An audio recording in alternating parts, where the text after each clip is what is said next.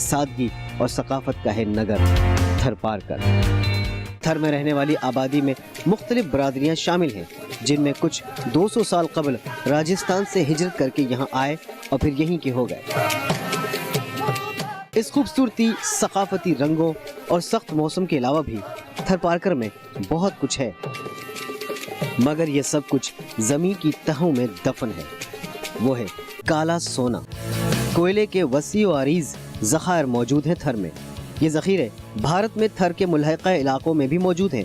अगर बिजली की तलब में इसी तरह इजाफा होता रहा तो सन 2032-33 तक बिजली की तलब 1.5 लाख मेगावाट्स तक पहुंच सकती है। ये प्रोजेक्ट जो है 90s में दरियाफ्त हुआ था। उसके बाद between federal government and the provincial government इसकी एक तो फिजिबिलिटी होती रही और दूसरा ये था कि ये किसके कंट्रोल में प्रोजेक्ट है, ये किसकी ओनरशिप है प्रोजेक्ट। इस पर काफ़ी दिन झगड़ा चलता रहा। फिर 1 या 2 सीरियस पार्टीज इधर आईं, लेकिन वो हमारी सियासत की नज़र हो गई।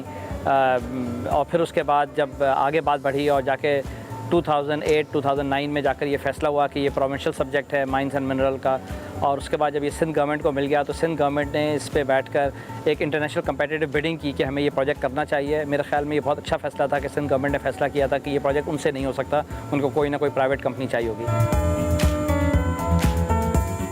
ये बात हैरत और दिलचस्पी से खाली नहीं कि पाकिस्तान में कोयले के कुल ज़ख़ायर 186 बिलियन टन है, जिनमें से सिर्फ थर में 175 बिलियन टन है। सिंध हुकूमत ने निजी शोबे के साथ मिलकर थर से कोयला निकालने का फैसला कर लिया। इस सिलसिले में वफाकी हुकूमत और सूबाई हुकूमत एक साथ थी और थर कोल मंसूबे को CPEC का हिस्सा बना दिया गया, जिससे चीन से कर्जों की शक्ल में माली मुआवनत हासिल हो गई। कि CMEC जो कि चाइनीज़ कंपनी उन्होंने ज्वाइन किया, SPIC एक चाइनीज़ कंपनी उन्होंने ज्वाइन किया, तो ये 94% पाकिस्तानी और 6% चाइनीज़ प्रोजेक्ट के हिसाब से ये प्रोजेक्ट बन के तैयार हुआ।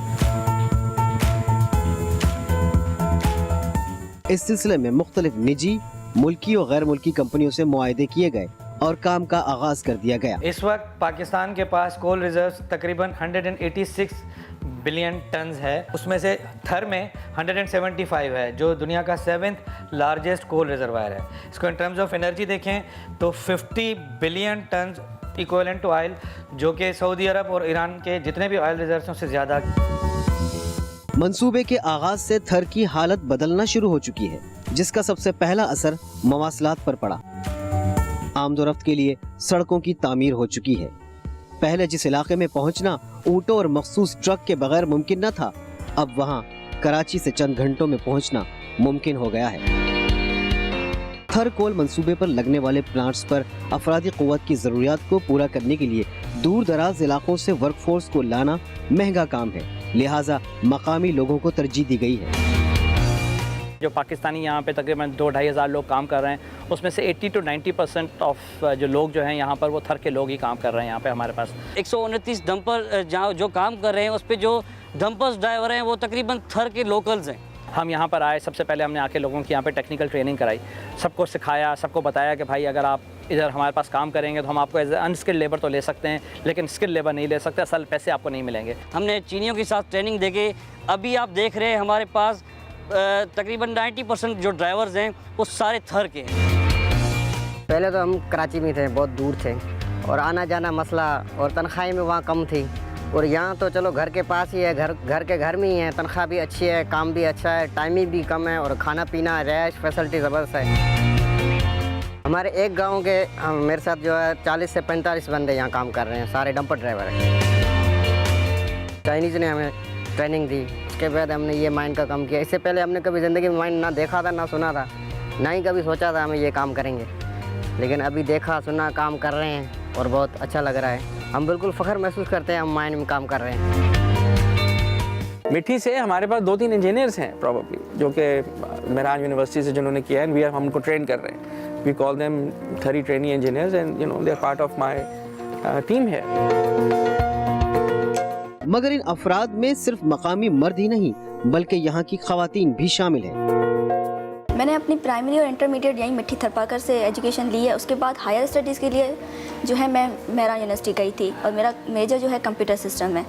मैंने ये कभी नहीं सोचा था कि जो है मैं यहीं पे आके थर में आके कभी जॉब करूँगी, क्योंकि मोस्टली ऐसा होता है कि यहाँ पे अपॉर्चुनिटी नहीं होती इंजीनियर्स के लिए कि वो यहाँ पे आके जॉब्स करें। मगर हर थरी औरत इतनी खुशकिस्मत नहीं जो तालीम के जेवर से आरास्ता हो या जिसे स्कूल जाने का मौका मिला हो। क्योंकि यहाँ के मखसूस कल्चर के बायस खवातीन सिर्फ घरेलू कामों तक महदूद हैं, जैसे दूर दराज इलाकों से पानी लाना और मवेशियों की देखभाल करना। ऐसी खवातीन को भी इस प्रोजेक्ट में काम का मौका मिला है, जिसकी एक बड़ी मिसाल गुलाबो है, जो थर कोल प्रोजेक्ट में डंपर ड्राइवर के तौर पर काम करती है। सख्त आबो हवा और खुश्क साली से मुकाबला करने वाली इन खवातीन के लिए डंप ट्रक ड्राइव करना जैसे कोई मसला ही ना था।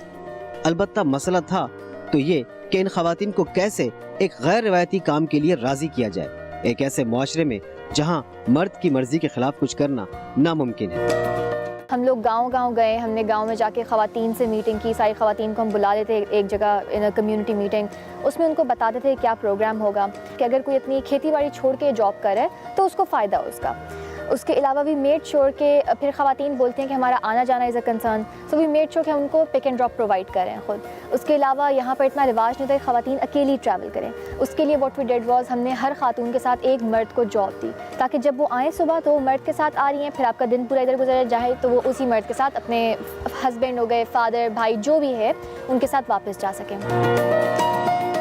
माइनिंग या कानकनी हमेशा से एक मुश्किल और जानलेवा काम रहा है। गहरी और तंग सुरंगों से ज़ेर ज़मीन जाकर मादनियात का उसूल एक उमूमी तरीका था, लेकिन थर कोल मंसूबे की खास बात यह है कि यहाँ कानकनी का काम मखसूस तरीके से किया जा रहा है, जिसे ओपन पिट माइनिंग कहा जाता है।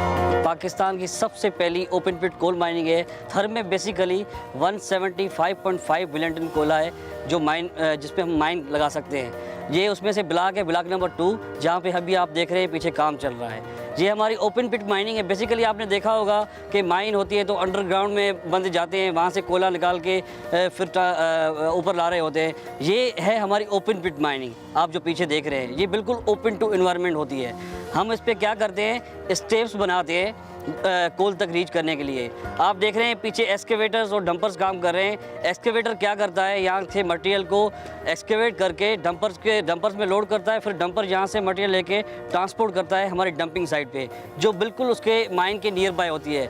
वो इसलिए हम नियर बाय करते हैं, यहाँ से मटेरियल निकाल के वहाँ पर हम फेंकते हैं। जब यहाँ से हम कोला निकाल लेंगे तो ये एक्सकेवेशन को फिलअप करने के लिए हम यही मिट्टी वहाँ पर रिक्लेम कर लेंगे। बेसिकली हमारी जो यहाँ पे कोल जहाँ पे हम टच करेंगे वो 145 मीटर पे हम यहाँ पे कोल टच करेंगे। उसके बीच हमारे पानी के 3 एक्वाफर आएंगे। उस 3 एक्वाफर कहने का मकसद कि पानी के 3 तह आएंगे जहाँ पे पानी होगा। एक आएगा 60 मीटर पे, एक आएगा 125 मीटर पे, एक आएगा 180 मीटर पे। माहिरीन का कहना है कि थर में मौजूद कोयले के ज़खायर से हासिल होने वाली तवानाई 50 बिलियन टन फ्यूल से हासिल होने वाली तवानाई के बराबर होगी, जो सऊदी अरब और ईरान के तेल के ज़खायर से हासिल होने वाली तवानाई से भी ज्यादा है। फिलहाल ये मंसूबा मुकम्मल होने के बाद यहाँ के पावर प्लांट से जो बिजली बनेगी वो 2 बड़े डैम से तैयार होने वाली बिजली के बराबर होगी। थर कोल मंसूबा एक बड़े रकबे पर फैला हुआ है, मगर ज्यों-ज्यों ये फैलेगा इस मंसूबे की जद में कई गाँव आएंगे। ऐसे में गांव के अफराद को दूसरी जगह मुंतकिल करना भी थर कोल प्रोजेक्ट का हिस्सा है, जिन्हें नए गांव आबाद करके मुंतकिल किया जाएगा।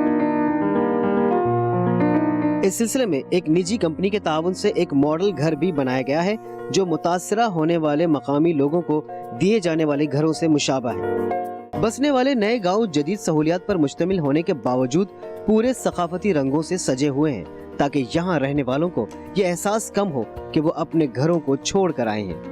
गांव वालों की इनपुट के साथ कि जिस तरह के उनको घर चाहिए थे, जिस तरह के उनको कमरे चाहिए थे, जिस तरह की उनको लिविंग फैसिलिटीज़ चाहिए थी, उनको जानवरों की जगह जिस तरह की उनकी बननी थी, उनकी जो अताक बननी थी, या उनके घरों में जो एक ट्रेडिशनल हाउस जो होता है इनका, जिसको चोरा कहते हैं, वो उसके अंदर हमने इंक्लूड किया। इनके जो किचन थे वो इन्होंने इनकी ख़वातीन से मिल के उसको डिज़ाइन किया कि ताकि इनके सकाफ़ती जो तरीक़े हैं उसको हम प्रिजर्व कर सकें। इसी तरह के उसके अंदर हमने वॉशरूम दिए। फिर इनके पूरा एक घर जो है वो 1130 गज़ के ऊपर हमने इसको डिज़ाइन किया, जो कि यहाँ पे एक फैमिली, जो कि एक शादीशुदा फैमिली है, उनको एक घर मिलेगा। बिलाशुबा थर कोल मंसूबा मुल्क में न सिर्फ तवानाई की कमी को पूरा करेगा, बल्कि मुल्क की मईशत को भी सहारा मिलेगा। तरक्की हर इंसान और हर इलाके का हक है, और इस बात का गालिब इम्कान नजर आता है कि थर कोल प्रोजेक्ट से थर पाकर को उसका हक मिलने जा रहा है।